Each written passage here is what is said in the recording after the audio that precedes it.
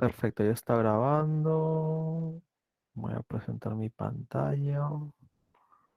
Compartir. Mm, Perfecto. ¿Qué tal? ¿Se ve? ¿Se escucha?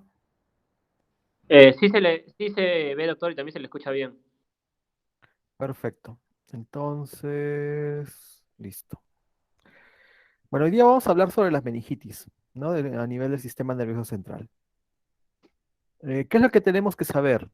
Tenemos que saber diferenciar los tipos de meningitis, que es lo más importante, según el líquido cefalorraquídeo, ¿no? Ya que estamos en el Perú y el citoquímico es lo que más nos va a ayudar para poder hacer un buen diagnóstico o un diagnóstico aproximado de las diferentes patologías que pueden, o de las diferentes etiologías que pueden producir una meningitis en un paciente, ¿no? Y saber cómo hacer una punción lumbar, ¿no? Todo médico debe saber, ¿no? Porque no siempre van a estar en nuestras ligas, aquí en el hospital o haciendo solamente clases, virtuales, ¿no? Va a llegar un momento en que ya la pandemia pasará y irán a hacer el residentado y digamos, si hacen el residentado en Cayetano, son 4 años para endocrinología y ustedes me dirán, pero el endocrinólogo no hace punción lumbar, sí hace, ¿no? Entonces tienen que saber al menos la teoría, ¿no? Entonces, vamos. Como sabemos, ¿no? Tenemos una serie de capas que envuelven a nuestro cerebro en sí, ¿no? Tenemos el endostio, que está pegado al hueso, la capa fibrosa de la dura madre, ¿no? Que es como un bladder de una pelota, es como un plástico duro, ¿no? La capa celular de la dura madre, luego tenemos la aracnoides, ¿no? Que tiene sus trabéculas aracnoideas, que es como esta red, ¿no? Y en ellas tenemos el famoso espacio subaracnoideo.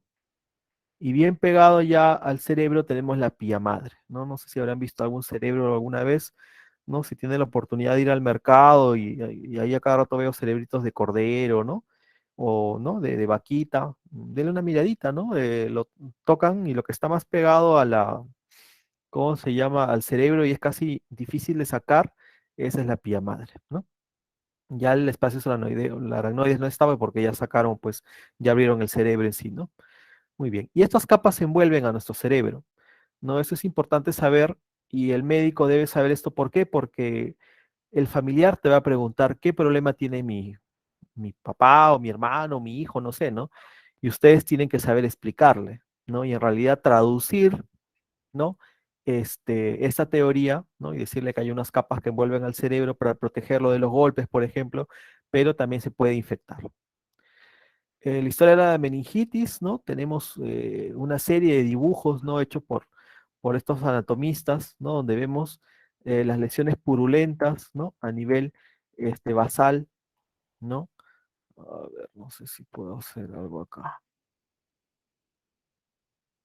Mm, Ay, Diosito, help me Jesus. Ya está. ¿No? Ven las lesiones purulentas, ¿no? A nivel basal, de órbito frontal, lóbulo temporal, alrededor de quiasma óptico, del puente, donde el espacio subaracnoideo está presente. Foster también hace este dibujito donde vemos las lesiones purulentas alrededor del tronco encefálico. ¿Cómo es que se inventó pues la aguja de punción lumbar o quién inventó la punción lumbar o quién fue el que realizó pues digamos la primera publicación? Fue Henry Quine, ¿no? Quinqueya para los amigos, ¿no? En 1891, él describe, ¿no? Que tuvo un paciente que tenía dolor de cabeza, alteración del estado de conciencia, rigidez de nuca, y decidió hacerle una punción lumbar. Él describe que lo pone al paciente sobre el lado izquierdo, lo flexiona, ¿no? ¿Por qué sobre el lado izquierdo? Porque es más fácil para un diestro hacer esto, ¿no? Si fueras zurdo, tendrías que hacer al revés, el lado al que pones al paciente, ¿no? El paciente estaba en coma, no fue necesaria la anestesia, ¿no? Él lo realizó con una cánula delgada, ¿no? Debajo de los arcos tercer y cuarto, que es muchísimo más fácil, ¿no? Él prácticamente describe cómo es que se hace esto, se dirige la línea media como yendo hacia el ombligo, ¿no? Que se pincha de a poquitos, se hacen adultos, también en niños mayores, ¿no? Ah, ¿qué más? ¿Verdad? Hay que saber pues, hacer, conocer la sensación, que vamos a ver un poquito más de eso en lo que sigue, y luego ya toma una muestra, ¿no? Entonces, por eso es que las agujitas de punción lumbar se llaman Quine, ¿no? O quinque, ¿no? Esta agujita es esta, la 22 por 3,1 medio, ¿no? Que tiene un borde bibiselado, ¿no?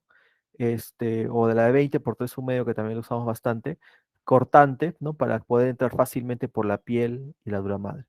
Esta es la agujita, bueno, acá lo normal es que tenemos la amarillita, ¿no? Tiene un mandril, que es esto negro, que es lo que se ve acá en el medio, ¿no? Y vamos a ver brevemente cómo es este asunto de la punción lumbar, ¿no? Ya está. ¿No? Acá este es un video que los hemos sacado del New England. Se lo voy a pasar al delegado para que lo comparta con ustedes, ¿no? ¿Cuáles son las indicaciones si queremos poner una anestesia epidural?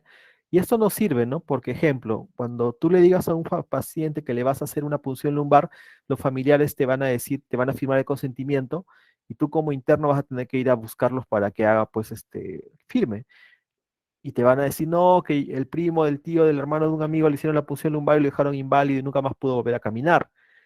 Entonces tú le tienes que decir no, porque a las pacientes que les hacen cesárea, conocerás a una hermana, a una tía que le han hecho cesárea, le hacen esta punción lumbar para ponerle un medicamento para anestesiarla y poder operarla y sacar al bebé. Y después se va con su bebé a los 3 días caminando, ¿no?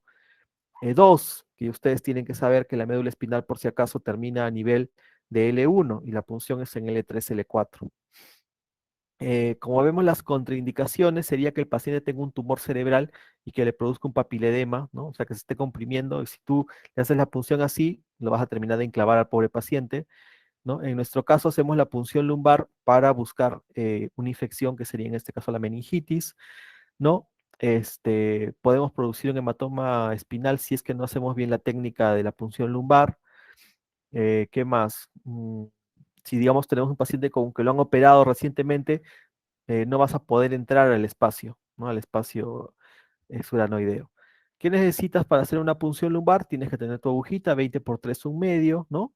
¿Qué más? Tus guantecitos estériles, tus campos estériles, tu alcohol, ¿no? Para limpiar bien la zona, tu iodopovidona, ¿no? Isodina en solución que se llama.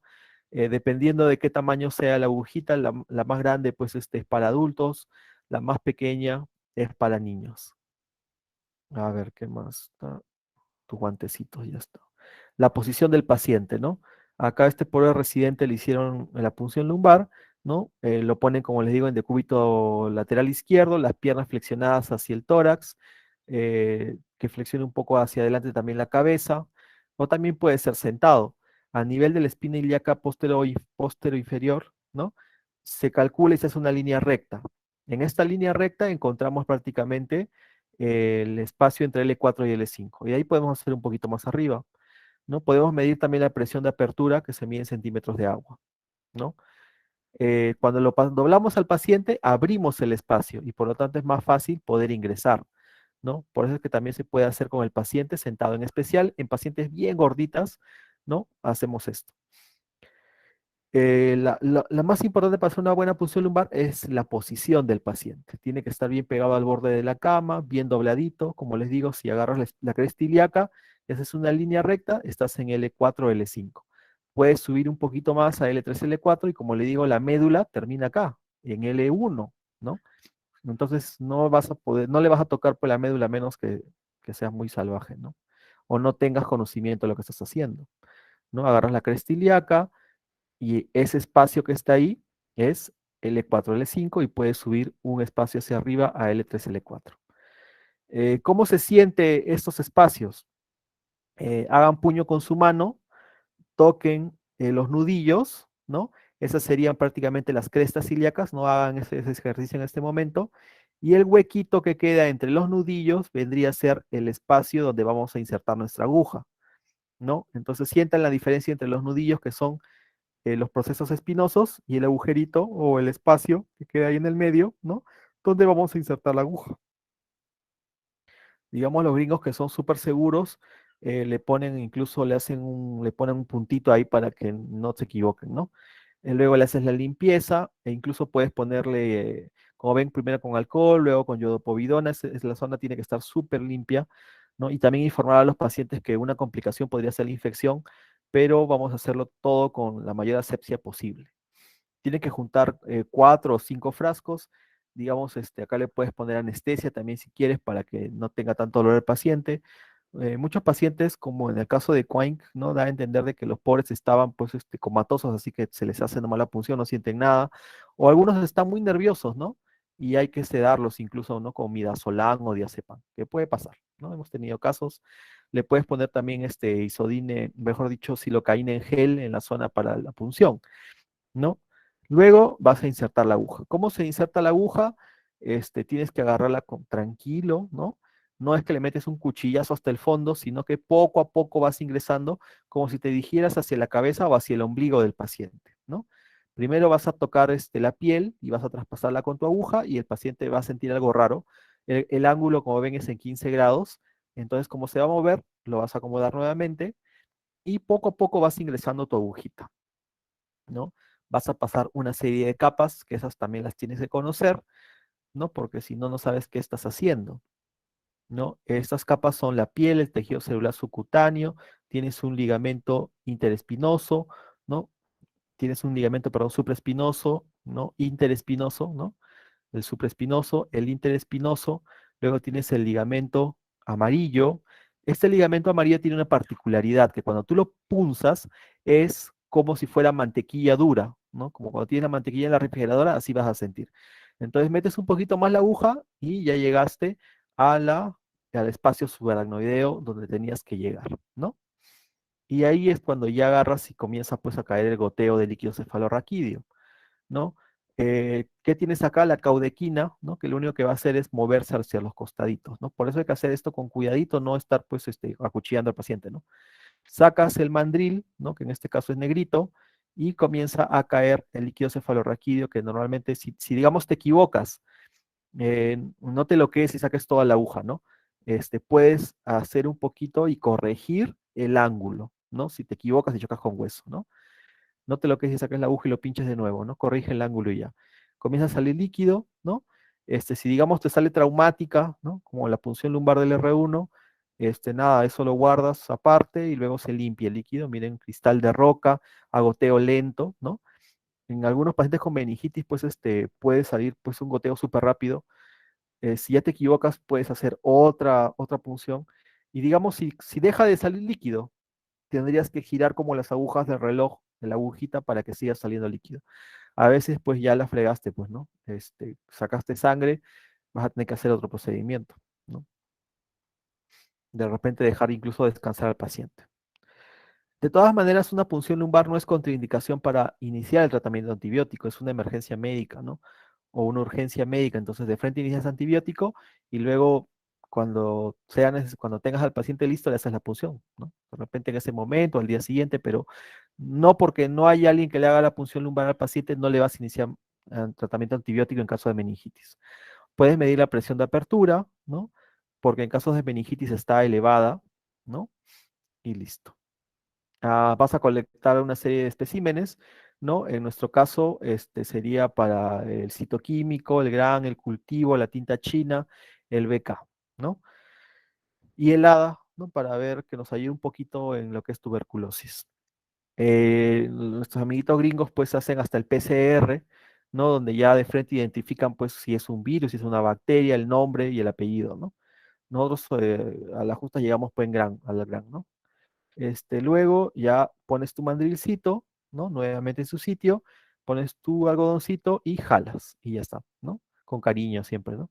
Y le pones su esparadrapito y se acabó el procedimiento. El paciente tiene que quedar mirando al techo durante 2 horas y también sin comer, porque si no le va a comenzar a doler la cabeza por el procedimiento. Tienes que tratar de no pincharte, ¿no? Las agujas, por si acaso no se meten en el capuchón nuevamente, ¿no? Si no se descartan directamente, siempre con guantes, ¿no? Se hacen los procedimientos. Los líquidos, a veces el frasquito queda manchado con líquido, no tienes que agarrarlo con la mano directo, sino que tienes que ponerte un guante, ¿no? Porque si no, imagínate que tiene paciente de hepatitis B, te puedes contagiar, ¿no? Es un líquido potencialmente contaminado, así que tienes que tener bastante cuidado de agarrarlo con guantes. Listo. Hay enfermedades, pues, como las discopatías que hacen de que no ingrese la aguja, ¿no? o que sea más difícil, digamos, a veces hacen esto guiados, ¿no? Las complicaciones, como les digo, meter una infección en vez de sacarla, ¿no? ¿Qué más? El dolor de cabeza, como les digo, que se mejora al tener al paciente echado durante 2 horas sin comer, ¿no? Porque también puede vomitar y se puede, ¿cómo se llama? Aspirar, ¿no? Entonces siempre valora a tu paciente después del procedimiento. Muy bien. ¿Qué más? Esto es lo más importante, eso tienen que tomarle foto, ¿no? Porque esto me dice cómo sale el citoquímico en caso de una meningitis, ¿no? Este, ejemplo, la presión de apertura es de 8 a 20, en la meningitis bacteriana va a estar alta, prácticamente en todas va a estar alta, es algo que se nota pues clarito, el goteo rápido. El aspecto en bacteriana es turbio, ¿no? Prácticamente pus, en algunos casos, ¿no? Claro, pues en vírica, en tuberculosis opalescente, que le llamamos amarillo cetrino, ¿no? En las fúngicas y las carcinomatosas pueden ser opalescentes también. En recuento celular, puede haber hasta 5 células, que es normal, que es igual como en el examen de orina. En las bacterianas va a haber entre 1000, 2000, ejemplo, hay hasta 10.000 células, hemos visto 15.000 células, hemos encontrado, ¿no? Pues muchísimas células. En la vírica menos de 300, en la tuberculosa entre 50 y 300, en la fúngica entre 50 y 500, y así. Si estás pensando en un cáncer, ya tendrías que hacer un citoquímico y también mandar tu muestra. No, perdón, una muestra para anatomía patológica, ¿no? Para que le hagan la tinción de hematoxilina y eosina. Las proteínas, como ven, van a estar altas, ¿no? En meningitis bacteriana, en la vírica más o menos altas, en la tuberculosa alta, o sea, prácticamente siempre va a haber una elevación de proteínas, vamos a ver por qué. Y en bacteriana, la glucosa va a estar muy baja. En la vírica va a estar normal, porque ustedes saben que los virus suelen ser intracelulares, ¿no? No comen glucosa, ¿no? La tuberculosa va a estar baja, en la fúngica también, ¿no? Pero en la bacteriana suele estar muy baja. Entonces, ¿cómo funciona esto? Es como una batalla, ¿no? Tenemos a los alemanes que son los malos, a los rusos que son los buenos, ¿no? Una batalla, pues, ¿no? Famosa de tanques, ¿no? En la Segunda Guerra Mundial. Entonces, ¿qué pasa? Cuando tú destruyes un tanque o un leucocito o una bacteria, ¿qué va a pasar? Va a haber un aumento de proteínas, porque estas cosas están destruidas, digamos que son proteínas. Dos, necesitas darle de comer a los leucocitos, que son los buenos, los malos también tienen que comer, por lo tanto la glucosa que disminuye inmediatamente, ¿no? Entonces, por eso hay una elevación de las proteínas y una disminución de la glucosa. Además que tiene que haber en este campo de batalla un montón de leucocitos, ¿no? Si es, digamos, bacteriana la lesión, habrá por 15.000 leucocitos, si es tuberculosa hasta 300, ¿no? Muy bien. Vamos a hablar ahora de la parte de los síntomas, ¿no? Puedes tener un niñito, un infante, ¿no? En algo que sea, digamos, neonatal, ¿no? Y tenemos factores de riesgo, ejemplo, los prematuritos. Lamentablemente los prematuritos de todos se infectan, ¿no? Y hacen infecciones severas y graves, ¿no? Hemos tenido niños nacidos prematuros que después hacen meningitis a los 2, 3 años, ¿no? Todo lo que sean problemas del parto, las corionivitis, endometritis, hipoxia fetal, ¿no? Cuando ustedes estén haciendo el internado, traten de hacer todo lo posible porque sus partos que atiendan salgan bien, ¿no? Porque un bebé con hipoxia fetal, ¿no? O síndrome y sufrimiento fetal agudo, a largo plazo podrían tener más factor de riesgo para hacer una meningitis. ¿Cómo vamos a encontrar a estos niños? No tienen síntomas específicos porque los neonatos y los infantes no hablan, pero lo vas a encontrar así, letárgico, hipotónico, sonoliento. ¿Qué significa eso? Que la mamá te va a decir, mi bebé de 6 meses antes tomaba leche como un campeón, pero ahora ya no quiere tomar leche, ¿no? Los bebés, no sé si habrán visto un bebé, no vean aunque sea un video de internet, se está moviendo en todo momento, está activo, a menos que esté dormido. Ya está llorando, ya estaba queriendo agarrar las cosas, ¿no? Los niños cuando están enfermos se ponen como letárgicos, tranquilitos. Y un niñito tranquilito es un niñito enfermo, ¿no? Entonces, eso de que la temperatura está pues presente es un cuento, no vas a encontrar de repente una fiebre, algunos pueden tener convulsiones y la rigidez de nuca es poco común. Entonces ustedes miran, ¿y entonces cómo hago para saber si un niño pues puede tener meningitis? Esto, letargo, ¿no? Tranquilito. Un caso clínico, un niño de 4 meses, masculino, ¿no? Lo encuentra menos activo la mamá, lacta menos de lo habitual, ¿no? Una hermana con otitis media, ¿no? no tiene exactamente una elevación de la temperatura y no tiene rigidez de nuca. Entonces les cuento un caso pues de la vida real, ¿no? Este niño, igualito de 4 meses, lo llevan a un centro de salud de la ciudad, ¿no? Y el médico lo ve y le dice, ya señor, entonces está con gripe, llévelo a su casa. La señora regresa al día siguiente otra vez, la primera fue por consultorio, la segunda va por emergencia porque lo nota igual, que no lacta, está menos activo, y le dicen, no, sí es la gripe de ayer, siga nomás. Al día siguiente lo lleva por emergencia porque ya ahí sí ya no lactó nada, ¿no?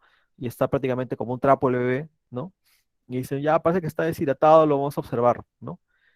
Cuando ya el paciente comienza a convulsionar, recién comienzan a correr y fallece en el camino, ¿no? A la emergencia del hospital, ¿no?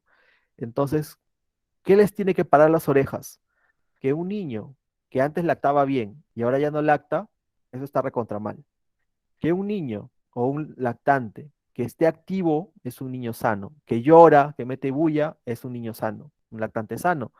Pero un lactante que está menos activo, hipotónico, ¿no? Como un trapito y no lacta, está bien enfermo. ¿Está bien? Entonces, le encuentran 350 células, o sea, elevadas, le encuentran 80% de neutrófilos, proteínas altas, como les digo, glucosa baja, ¿no? La glucosa es 40, tiene 20, y el gran diplococo gran positivo. Es una meningitis bacteriana, le indican cefotaxima y dexametasona, ¿no? Por 14 días y el bebé se recupera. ¿Y qué había pasado acá? Que no lo habían vacunado contra la meningitis neumocóxica, ¿no? Y menos a la hermana. Y eso es una irresponsabilidad de los padres, ¿no? Ustedes saben, a los niños hay que vacunarlos y los médicos tenemos, no podemos, no puede existir un médico antivacunas, bueno, comenzando porque les da COVID y se mueren, como ya han habido casos incluso en Tacna, ¿no? ¿Y por qué? Porque, ejemplo, ¿no?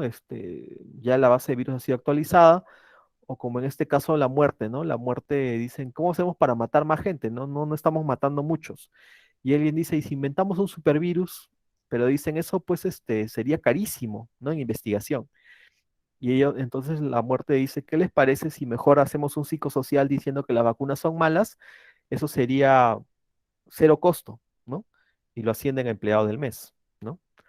Entonces, no podemos ser los médicos antivacunas, ¿no? Tenemos que tener formas de explicarle a las familias cómo es o para qué sirven las vacunas, ¿no? A veces yo les explico a los pacientes y les digo, bueno, es como que tienes que alguien te va a robar a tu negocio, ¿no? Y tú le dices, va a venir una persona como de 40 años, con lentes, el pelo medio blanco, una chaqueta azul, unos jeans azules, ¿no? Un poquito narizón, ¿no? A ese vas y le sacas la mure, ¿no? Entonces, eso es lo que hace la vacuna, ¿no? Ya está. En los niños, ya sí, ya tienes un poquito más de manifestaciones, ¿no? En la cual ya el niño ya te va a decir que tiene dolor de cabeza. Igual un niño sano es un niño correteador, juguetón, que agarra las cosas. Ese es un niño sano, ¿no?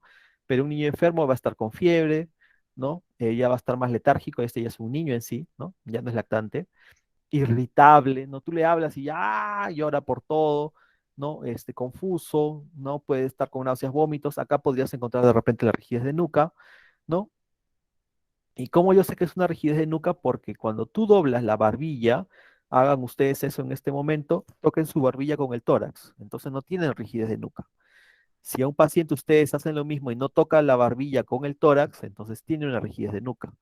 Hay factores de riesgo, muchísimos, como los niños en guarderías, pues es bueno llevar a los niños a la guardería porque se estimulan, pero también hay que mantener las reglas de higiene, ¿no? Infecciones de tracto urinario, ¿no? Exposición a niños con meningitis, falta de vacunas, la pobreza, la malnutrición, ¿no? ¿Cómo es el signo de kerning, ¿no? Pones al paciente, la pierna del paciente en un ángulo de 90 grados. Normalmente cuando ustedes exponen meningitis solamente me ponen esta foto, pero no es suficiente porque el signo de Kerning positivo es cuando tú le extiendes la pierna a partir de esta posición de 90 grados, es que el paciente siente dolor. ¿Está bien? Eso es un Kerning positivo. El Bratzinski, bueno, es simplón, ¿no?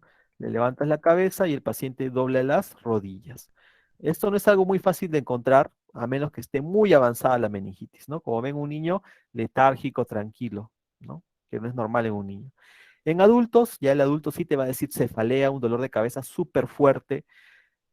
Van a haber pacientes que cuando tienen dolor de cabeza están molestando, fregando, diciendo, hablando, que por qué no me atienden, que no me hacen ningún examen. Pero un paciente con un dolor de cabeza por meningitis está tranquilito en un rinconcito y no dice nada, ¿no? Y lo que sí van a encontrar bastante es esto, alteración del estado mental. Vamos a ver cómo es una alteración del estado mental. ¿Dónde está Ítalo Tazaico? Habla. ¿Estás Ítalo? Ítalo, deja ver el TikTok. A ver, ¿dónde está Ítalo? Ay, el Ítalo se escapó. Vamos a ver otro. Anthony Cama, ¿estás? Sí, doctor, presente. Perfecto, Anthony Cama. Anthony, vamos a hacer una prueba. Ya, esta es la prueba de fluidez verbal. Yo te voy a pedir que me digas en un minuto la mayor cantidad de palabras que te acuerdes con la letra P, que no sean nombres de personas más bien, ¿no? Ya, espera un momento, voy a poner la hora. Voy a poner mi reloj. Muy bien, ahora sí. Entonces, la mayor cantidad de palabras con la letra P que te acuerdes, que no sean nombres. Vamos, uno, dos, tres, ya. Ok, de polo, manetón, pie, planta, eh, perro, pato, panes, pelota, piso, pollo, pollería, pizzería, plaza, parque, protocolo, pato, eh, pera, ah, Panamá, Perú, Polonia, paracaídas, paracas, parapente, paciente, puente, eh, protuberancia, pastilla, píldora, polígono, policía, presidente, panadero,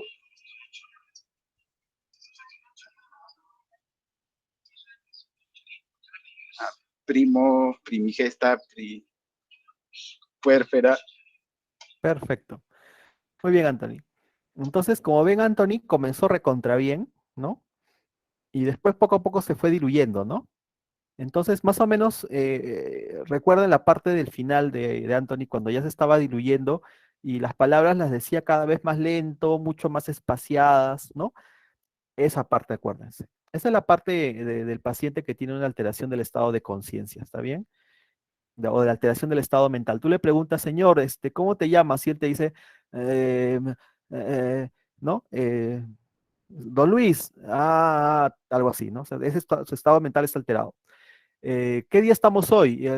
Sí, yo estoy acá. Su estado mental está alteradísimo, ¿no? Entonces, así están los pacientes, ¿no? No es un estado como al inicio, ¿no? Que comenzaba a decir palabra por palabra, por palabra, por palabra, súper bien. Al final, como que dice una palabra, después hace un espacio y dice otra. Así es la alteración del estado mental que vamos a encontrar en estos pacientes. No siempre vamos a encontrar la fiebre, la rigidez de nuca tampoco no siempre la vamos a encontrar, pero la alteración del estado mental sí. Entonces, paciente con alteración del estado mental, pero que no tiene infección urinaria, tiene un hemograma más o menos patológico, no tiene una hipoglicemia, no tiene una lesión renal, al menos con una creatinina, ya podríamos pensar en una meningitis, ¿no? En adultos, ¿no? Hemos tenido, digamos, al soldado Ryan, ¿no? El soldado Ryan estaba, pues, en el cuartel, hizo dolor de cabeza, hizo como un proceso gripal, a la semana todavía seguía así medio tontín, luego hizo una diarrea, ¿no? Te dijeron COVID, ¿no? Lo tenían ahí en una de las barracas médicas, ¿no? Los tenían observándolo, ya habían pasado casi 10 días, ya ahí el hombre se comienza a complicar, ya no podía ver la luz, ¿no? Su estado mental, pues prácticamente todo el día dormía, ¿no? Entonces ya recién lo traen al hospital y entonces ya pues ya una meningitis cantada, ¿no? Acuérdense que los problemas infecciosos son como una mancha de aceite, ¿no? Por una gotita y le esparce. Se van complicando, se mete una cosa tras otra, o sea, Primero, como les digo, como una gripe, luego como una diarrea, luego dolor de cabeza, luego no puede ver la luz, luego una persona normal está conversando, hablando, ese joven estaba echado en la cama, no hablaba con nadie, ¿no? Como el estudiante de medicina, porque todo el día está en internet y después ya no, ¿no? Se quieren meter solamente en su cuarto y no hablar con nadie, eso está rarísimo, ¿no? Y luego ya el paciente convulsiona en nuestras caras, ¿no? Cuando ya lo vemos. Entonces había pasado tanto tiempo que no identificaba la meningitis que el pobre tuvo que hasta convulsionar para que todos se den cuenta, ¿no? Entonces hacemos la punción y sí era una meningitis, ¿no? Este soldado Ryan también tenía HIV y también tenía una meningitis TB, ¿no?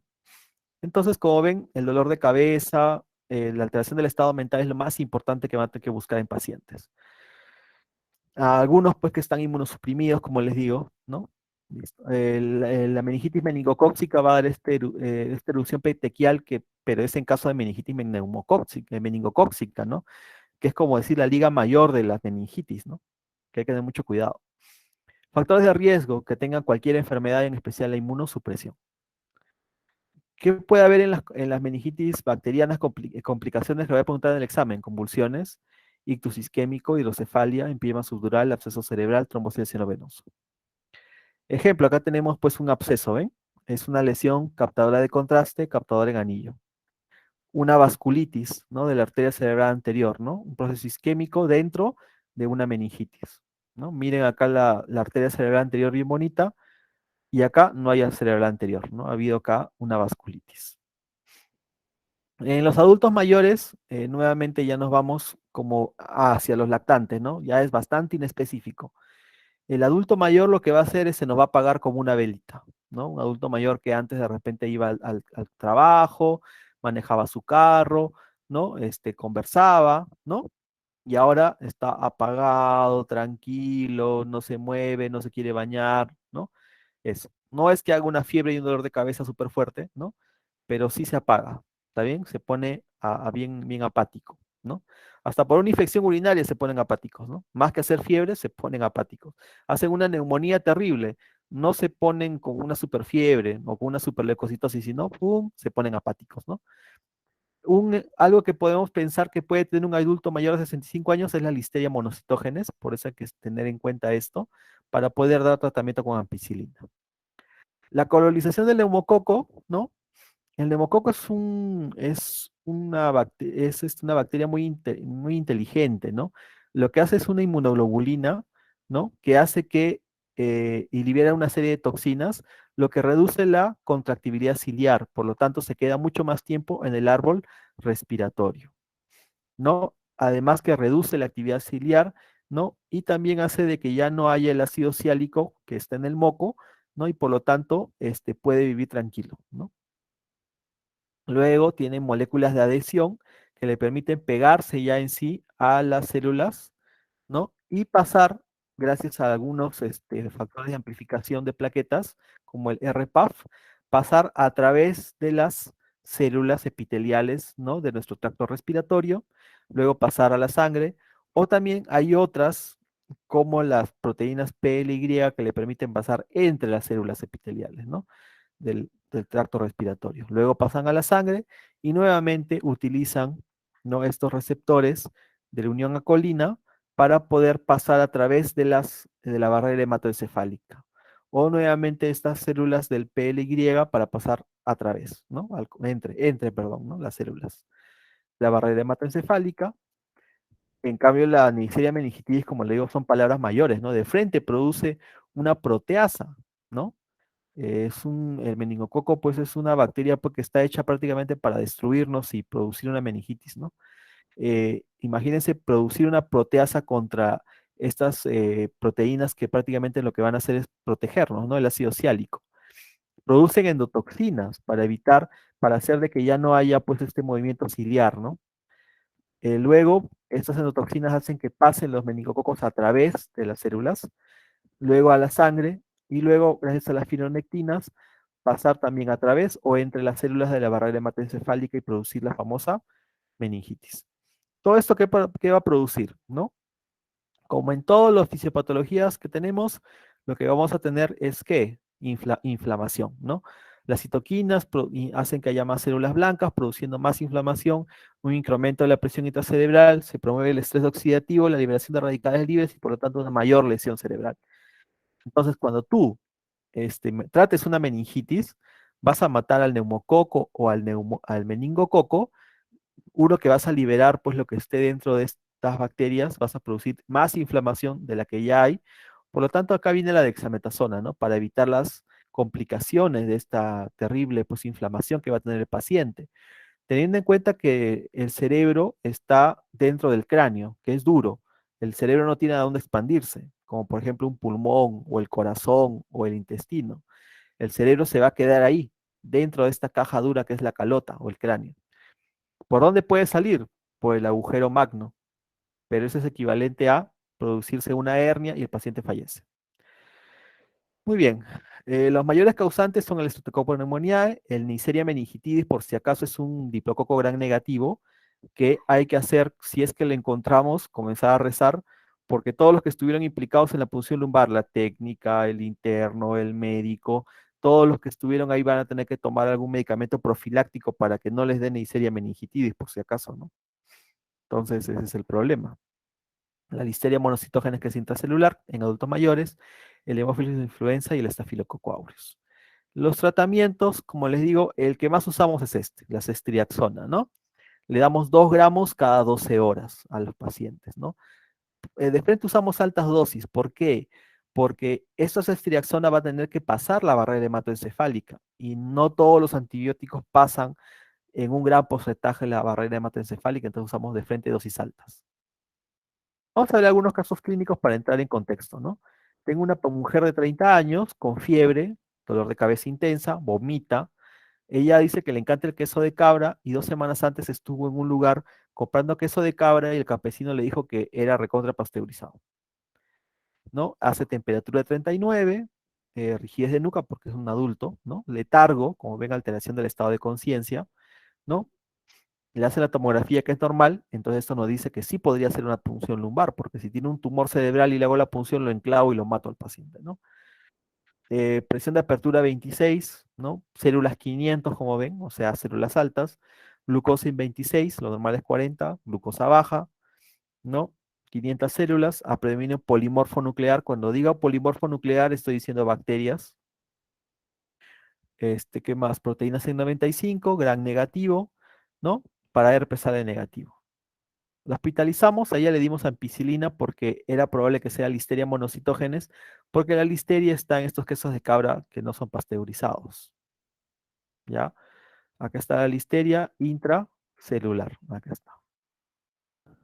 ¿No? Acá también está la listeria intracelular. Perfecto. Otro caso clínico, un hombre de 45 años tiene un accidente de tránsito sin usar casco, ¿no?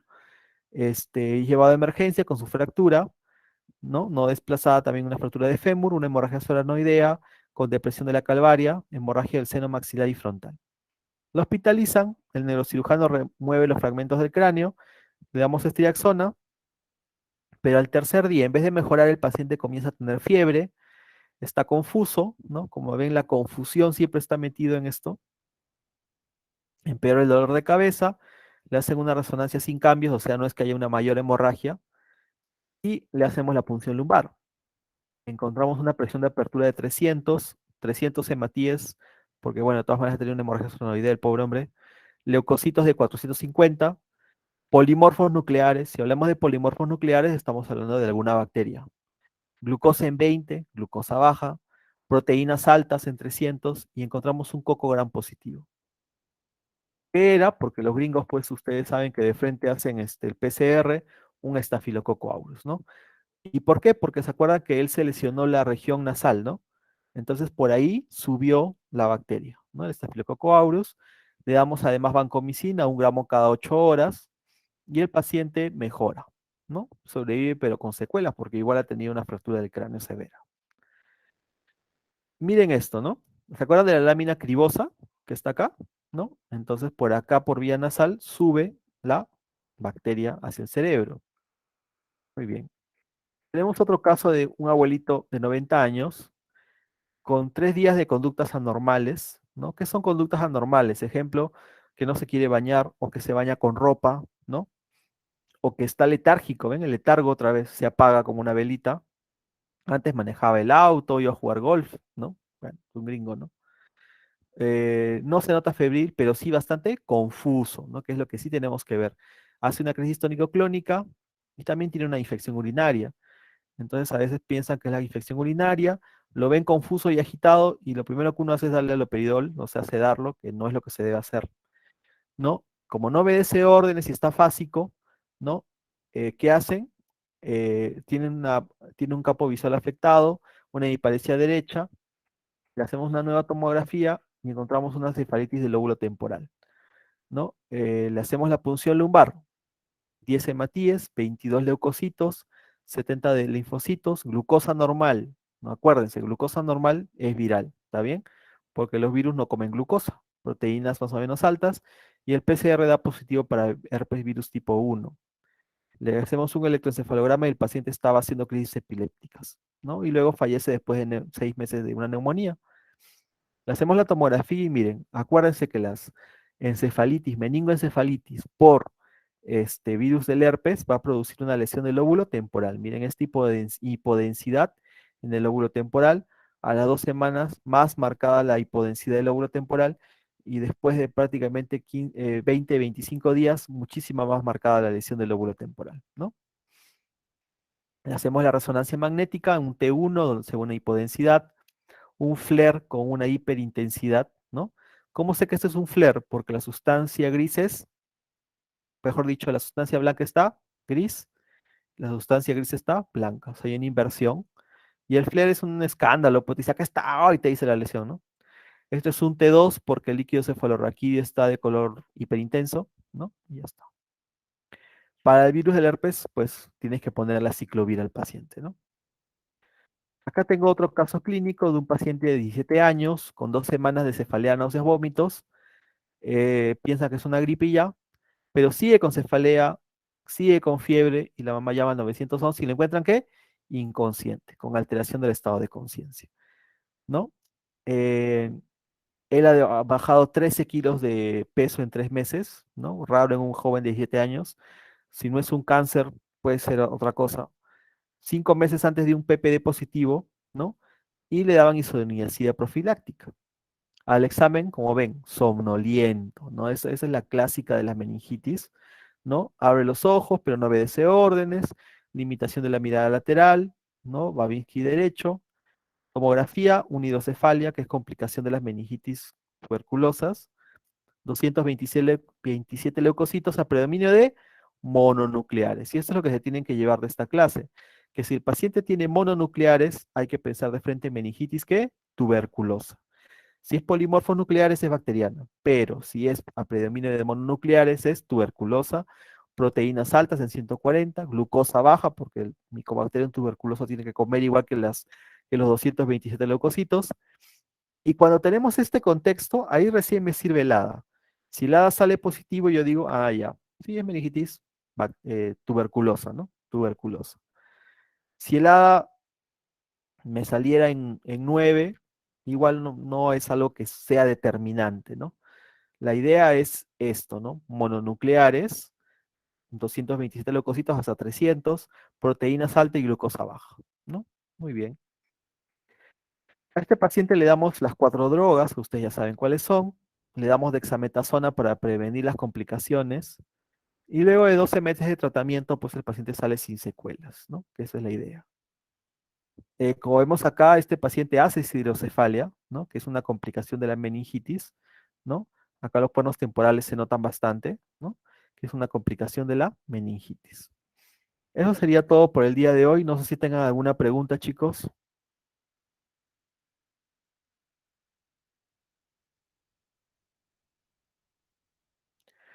Muy bien. Entonces, listo, angelitos. Voy a dejar de grabar.